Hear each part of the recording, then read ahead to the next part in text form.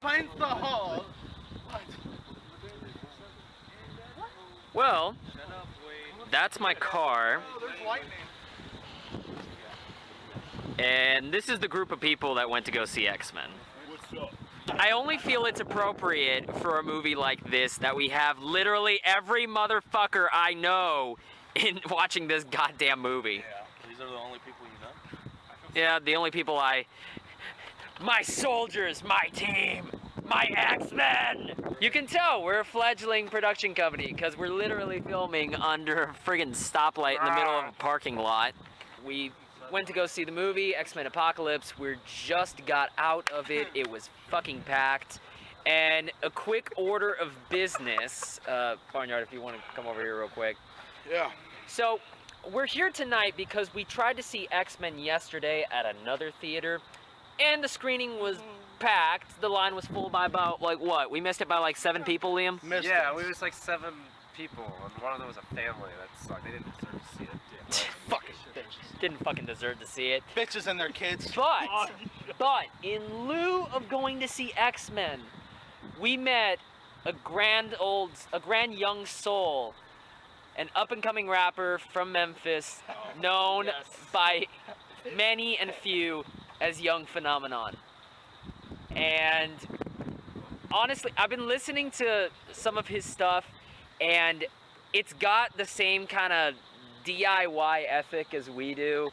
I mean, look at this. This is the most ragtag team of people, but here are a bunch of people that believe in movies and their power and how good they are.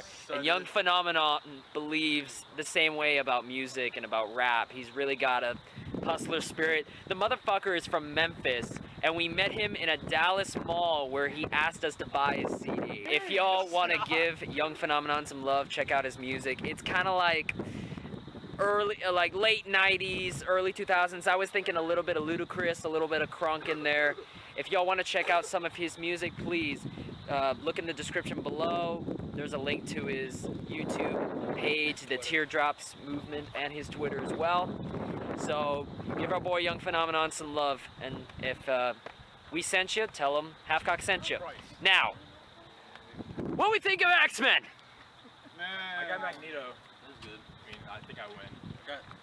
I'll just say, there's a scene, like halfway through the movie, where they go see Return of the Jedi, because it's like in the 80s, and they walk out like, oh yeah, the third one's always the worst one. It's like, oh, I don't know, I'm sure it was a reference to Last Stand, but it felt pretty self-referential. I did like it, I did enjoy it, but it was definitely the weakest of the 3 of this new trilogy. That's what I was going to say. I was going to say, with this trilogy of First Class, Days of Future Past, and Apocalypse, this is definitely the worst of the trilogy with Michael Fassbender and James McAvoy. And just like with the original X-Men trilogy, the worst one was the third. This wasn't as bad as Last Stand. It wasn't as bad as Last Stand. Like always, we always do a spoiler alert, so you know, if y'all want to skip to a sum up and everybody scores out of 6, feel free to click the time code. You have been warned, we're gonna spoil the fuck out of this. Now, I'm gonna do something a little different, and I'm gonna give my score first, so y'all understand where I'm coming from with this. I give it 3.5 out of 6.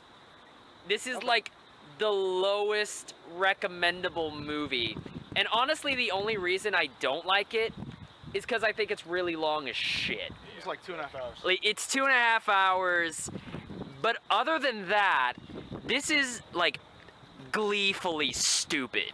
This is one of like the most wonderfully dumb comic book movies I've ever seen. It had some smarts to it, but it was just the way they did it was just dumb and boring. So Daniel's sitting there just like, oh, that's so fucking stupid. So stupid. Apparently when Apocalypse gets his hand on people, it gets a little rapey. Yeah, just like, relax. That's pretty much just how it take was. it. Come on, Charles, relax. And then you see him Then growing he had behind him. child. It's like pedophile.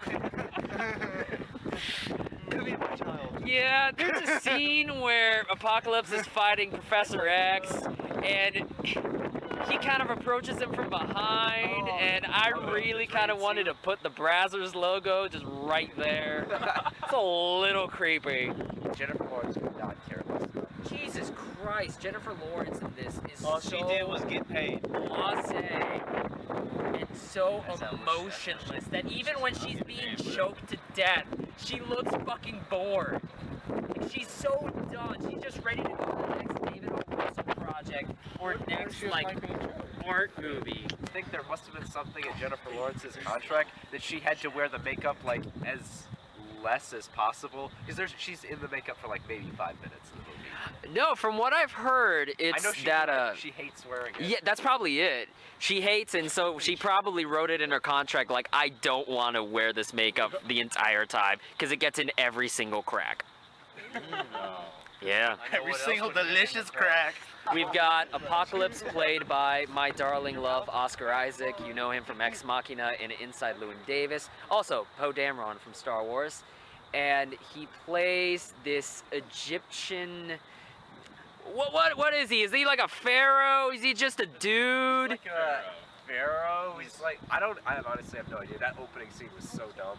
Apocalypse is apparently a mutant from ancient millennial Egypt that has found a way to steal the powers of other mutants. So it's kind of like Sylar from Heroes and Rogue from the X-Men, but you know, he doesn't actually kill.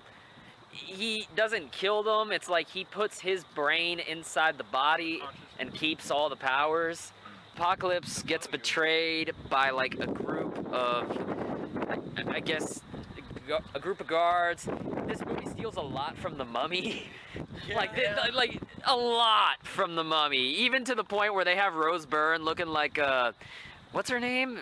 Rachel Weisz from the old ones, and like those real like short shorts and like adventurer clothes.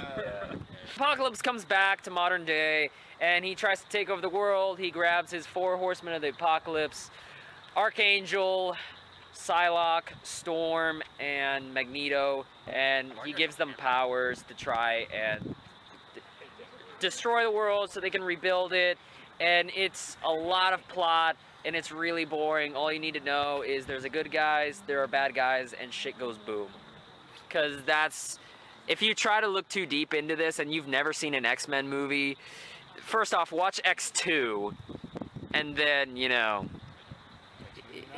yeah, Honestly, just... I don't think you have to watch Days of Future Past. I mean, it's a great movie, but you don't have to watch it before this, because like, it feels like a sequel to First Class. It's kind of like they just made Days of Future Past to fix the timeline, but it like doesn't have like anything to do, except for Stryker. That's like the one thing. Yeah, even when he showed up, I was like, shit, who's he again? Like, fuck, this movie is forgettable. I didn't get it until like the second time watching Days of Future Past that was Stryker. Is it weird, or does Colonel Stryker look like John Cena? Was that just me? He kind of looks Asian John Cena. His name is Well, a little squinty-eyed John Cena, yeah. Little ching-a-ling John Cena. Sophie Turner. Yes. I As love her Jean Grey? I love her as Jean Grey. Oh, she was great. She was great. She was great. Yeah. Cody Smith McPhee as Nightcrawler was really good. Yeah, Nightcrawler was really, really well done. Yeah. Like, I really liked Alan Cummings in X2 and 3, but shit, he was fun. Yeah, he was. Who was the guy who did Angel? Ben Hardy? I have no fucking idea. I didn't know half the fucking cast. Well, I saw No. you know, cast and crew. You know, that's what. Yeah, the only one I remember would be like Ty Sheridan, Cyclops. He's Yeah. from Mud, and Yeah, Ty Sheridan was really and Joe. That's Guide to the Zombie Apocalypse. No, I don't acknowledge that. That movie's bullshit. Fucking paid $40 plus an AMC Stubbs Renew card plus this motherfucker's ticket for one of the worst fucking movies I'd seen last year. He still owes me $10 Yeah, from December. we got this on tape now, motherfucker. All the mutants that were like on Xavier's side were pretty good. Like I like Jean Grey. I liked obviously Quicksilver was great, Nightcrawler and Cyclops. But then all of the ones on Apocalypse side, outside of Magneto, you could not give less of a shit about. You really couldn't. Like, Psylocke is like she says maybe 2. Now that you mentioned Psylocke and nobody being developed, apparently Olivia Munn had the ability to play Deadpool's girlfriend, Miranda Baccarin's character. Yeah. But the reason she turned it down was because she didn't want to be typecast as just another girlfriend who's in there for like 2 minutes and does nothing. And yet, she missed out on one of the best characters this year. Yeah. And she's replaced with literally just, it's like this close to Megan Fox territory. As fuck's gonna make him look better than the Flash. No, I'm sorry, this is Marvel vs. DC right now. Well, no, if you've seen Death Battle, you know that the Flash wins by like a country fucking mile. But The Flash is goddamn faster than Quicksilver. yeah, no, he is. Just watch Death Battle. Trust me, he is. It's where they pit the Flash and Quicksilver against each other. Flash can run so fast he breaks the time barrier. Flash can run so fast he can make an imitation of himself running next to himself. Okay? Quicksilver can't do that shit. He's getting Get out of my face till I get my money. How do we? Sorry, man. Speaking of Quicksilver, how do we like the new Quicksilver, #1. the Quicksilver speed scene? Yeah. Like, how good is it compared to like Days of Future Past? It was pretty cool. No, it was I pretty think it was better than. That was my Days of favorite. Future Past was very limited to what it was. It was just one scene, and you know, it was just around that kitchen. With this scene, it was throughout the entire Xavier mansion, and it was, you know, he was beating an explosion to saving the kids. It was actually remarkable. I love that scene. That scene was a-okay. I don't know. There's part of me that the CG in that scene I thought was weird. Like, it was really Video gaming. puppet-like. Like, whenever Quicksilver is grabbing somebody, it looks like a puppet. Well, Yeah, he should be. It should be harder for him to pick somebody up. Yeah, Some like they were nothing. it's kind of. That dog that he threw would give me some trouble. I'm just saying. He's sitting there taking out 4 people at a time. Like it's Yeah, I don't know. Look at the speed he's apparently. The thing about this moving at. movie is it's extraordinarily inconsistent with powers. Like, I didn't know this in the X-Men universe. Apparently, electrical fields can eliminate all mutant powers. Is that ever a thing? Yeah, that was bullshit. That- Where did that come from? No, seriously, does electrical fields mean anything to mutants? I have no idea what the fuck that came I from. can see for Nightcrawler because, you know, if he's trying to travel, Yeah. you know, teleport through something, and there's electricity to stop. I can see the others, I don't get that. The others, It like should, Jean Grey. Yeah, that especially her. Yeah, no shit. that whole scene wherever we're introduced to Nightcrawler in Germany, where he's kind of like in an illegal bar fight with not Jean Grey, with Angel, and Angel says the line, "Keep fighting because they're gonna kill us." And so I'm kind of wondering why Nightcrawler just doesn't teleport out of there. Even like when the light, okay, so even when Mystique kind of breaks in and breaks the generator, Nightcrawler just fucks around. He doesn't grab Angel. He doesn't teleport. I don't know what the fuck he's doing. Did you just fucking beef? If I beef, you know about it. So we want to go into big spoiler on this? Magneto dies. Oh, fuck off. The mutants get captured by Colonel Stryker and they're sent to the facility. And it's 1983, so it's right around coincidental. We see Hugh Jackman in a fucking bad-ass Wolverine cameo. Jean Grey lets him loose from a cage, and it's exactly what you'd want. Like, they were pushing the PG-13. You could Yeah. tell Bryan Singer really wants to make an R-rated Wolverine movie, but it just isn't happening. Yeah, it's like there's like scenes where like you'll see him slash, and then they'll just cut to like another character. It's like Or the great scene whenever he like grabs a dude and where he like shanks a dude and picks them up, and then the camera pans over and all you see are like blood splatters on the wall. Like, they're really trying with this PG-13, and I'm honestly more excited for Wolverine 3 than anything else. He looks fucking great. I do have a nitpick with me into that scene because it's like he's like going to Berserker and stuff, and then like at the end, Jean Grey talks to him, and she like just takes this thing off. Like he's got like this weird headset backpack thing. It's like, why did she have to do that? Like, Because you know how annoying it is to have a fucking like retard helmet on your head? Why couldn't he take? Yeah, that's what I. Daniel thinking, would know. Like, Hey, fuck you. Hey, no, hold up, grab this. Because honestly, if you're Wolverine and you have like this helmet on your head, and he's just like, Somebody's gonna get an angry viewer. that's gonna get really That's gonna be really hard to do, man. But why couldn't take Someone's that off? gonna defend this. No, he was busy killing people. Oh god. Nobody wants to close it. Yeah, nobody wants a close-up shot with you, beard.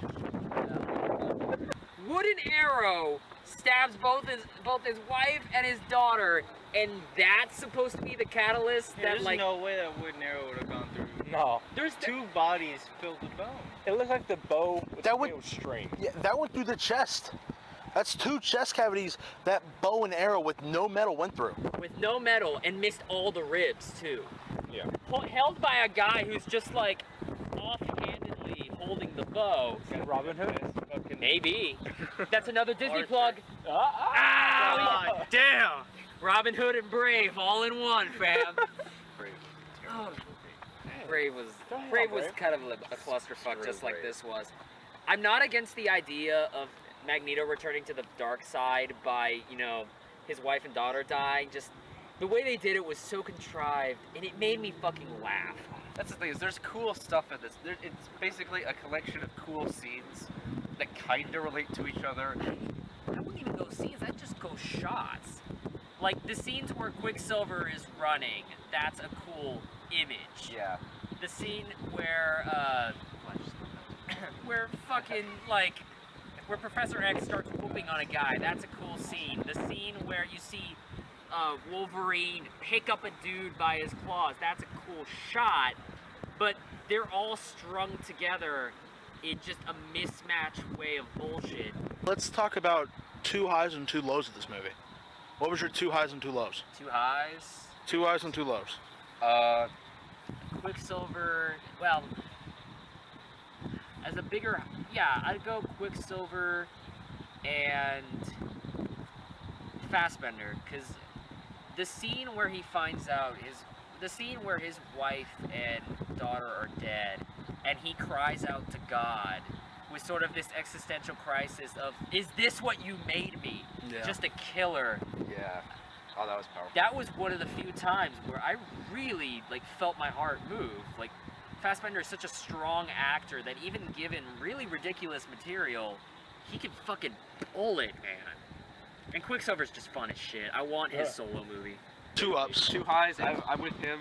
Fassbender's performance and just the Magneto character, and I also say Sophia Turner as Jean Grey. I thought she was fantastic.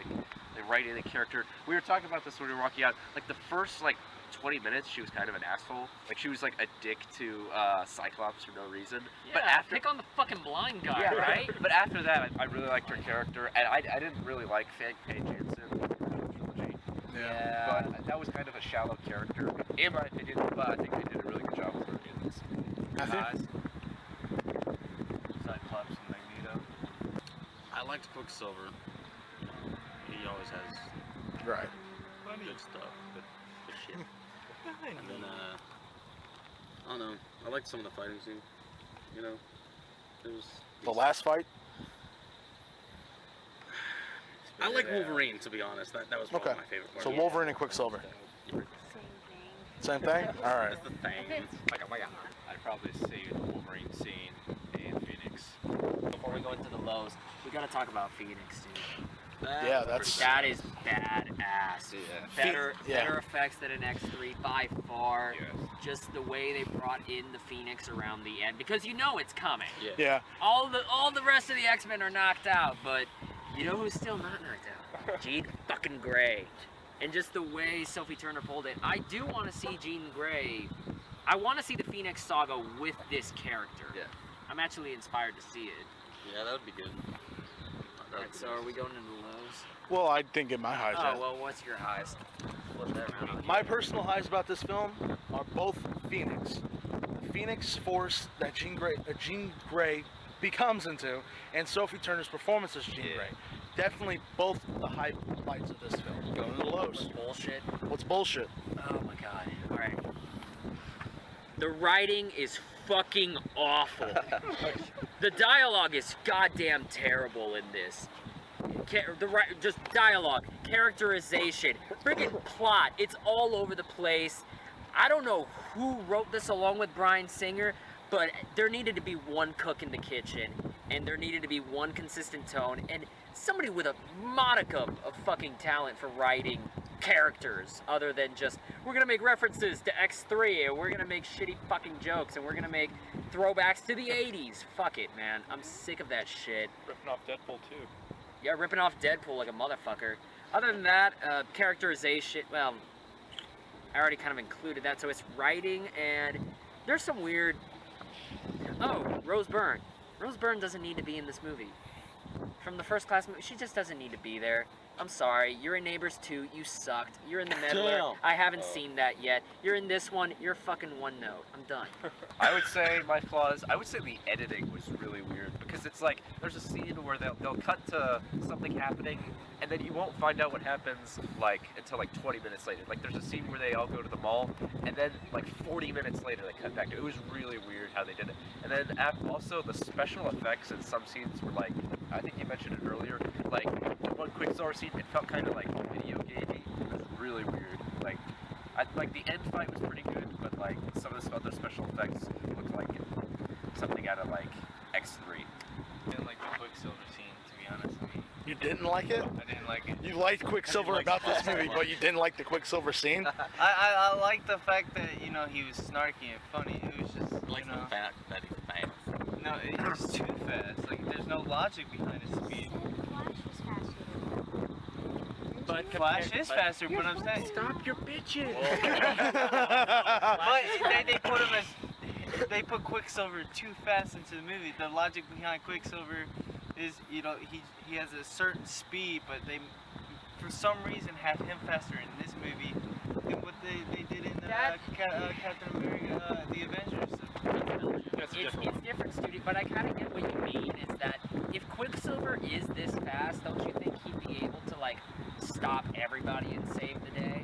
Exactly. It gets to a point where it's really ridiculous, although they do remedy it whenever they get him facing off against Apocalypse, but after a while you kind of do think that this guy is like so fast that he can probably just take care of all of this on his own. Let alone in that case, you know, I'm going to compare Flash and Quicksilver.